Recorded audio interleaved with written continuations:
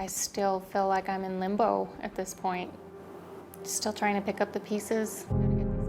Nothing could have prepared Miquella Benavidez for the phone call she got at work one morning last July. He said, you know, your house is on fire. And I didn't know what he was talking about. And he said, you know, your house blew up. It's like a plane hit your house. She says it was a daydream that quickly turned into a real-life nightmare.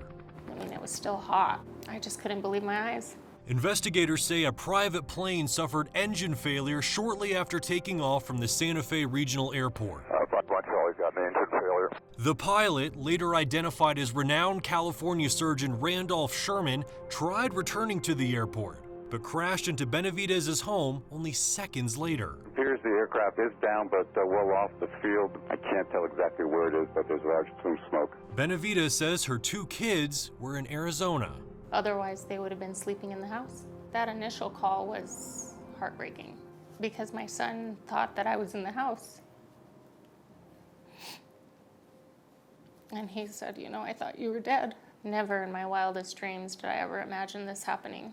I mean, who would? These are the charred remains of Benavidez's home. Only a few walls left standing more than a year after that plane crashed and burst into flames. Now, fortunately, no one was home at the time, but as you can see, the family lost just about everything in only a matter of minutes. It's just like starting from scratch. Benavidez says she made sure the pilot's insurance company had all the right paperwork. They just kept lowballing me left and right. And, you know, at that point, I broke down and I told my mom, I said, I'm gonna be stuck. I'm gonna be stuck picking up the charges for all this. That's where attorney Brian Egolf comes in.